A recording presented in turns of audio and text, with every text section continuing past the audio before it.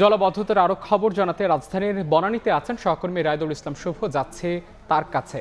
রায়দুল, record পরিমাণ বৃষ্টিতে এখন পর্যন্ত যে জলাবদ্ধতার পানি বনানী বিমানবন্দর সড়কে সেই পানি কিন্তু প্রায় 14 ঘন্টা পেরিয়ে গেছে। এখন পর্যন্ত সেই পানি কিন্তু নামেনি। আমরা দেখতে পাচ্ছি যে ঠিক উত্তরা বা এয়ারপোর্ট থেকে যে সড়কটি মোয়াখালীর দিকে আসছে সেই সড়কটিতে কিন্তু এখনও প্রায় মোটরসাইকেলের সাইলেন্সার পর্যন্ত যে পানির পরিমাণ সেই পানি কিন্তু এখনও প্রবেশ করতে আমরা দেখতে পাচ্ছি। অর্থাৎ যে পরিমাণ পানি প্রায় সেই পানির যে পরিমাণটা সেটি কিন্তু এখন পর্যন্ত কমে আসেনি। এদিকে সন্ধ্যা পেরিয়েছে, সবাই অফিস শেষ করে বাড়ি ফেরার যে সকল যাত্রীরা আছেন তারা কিন্তু বেশ ভোগান্তিতে পড়েছেন।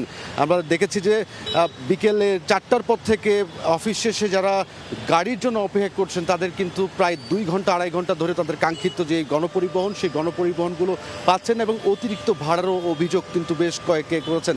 এদিকে যেই সড়কে আমরা পানিটি দেখতে পাচ্ছি, মূলত এই পানিগুলো যে সকল ড্রেনেজ ব্যবস্থা অর্থাৎ ম্যানহোলের যে ঢাকনাগুলো সেই ঢাকনাগুলো কিন্তু খুলে দেওয়া হয়েছে।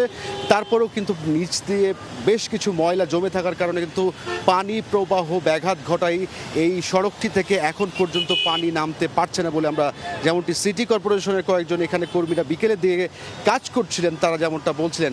আর এই পানির কারণে যে অনেকে আমরা স্থানীয় যারা আছেন তারা যেমনটা বলছিল যে এই এলিভেটেড এক্সপ্রেসওয়ে হওয়ার এবং তার কিছু সময় পর থেকে অর্থাৎ গত 97 মিলিমিটার যে রেকর্ড পরিমাণ বৃষ্টি রাজধানীতে হয়েছে সেই বৃষ্টিতে কিন্তু আমরা এই পুরো শুধু বনানী সড়কটি না রাজধানীর বিভিন্ন এলাকায় কিন্তু আমরা সেই জলাবদ্ধতা কিন্তু দেখেছি। আমরা কিন্তু যদি ক্যামেরা আপনারা দেখতে পাচ্ছেন যে যে পানির যে পরিমাণটা সেই পরিমাণটা কিন্তু অনেক বেশি এখন পর্যন্ত রয়েছে।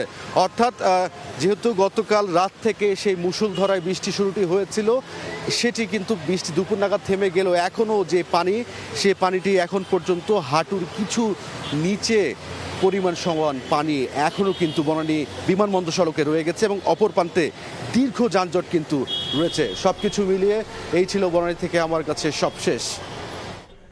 বৃষ্টি কমলেও কমেনি সড়কের পানি। রাজধানী ঢাকা থেকে বন্যার খবরাখবর জানাচ্ছিলেন সহকর্মী রায়দুল শুভ।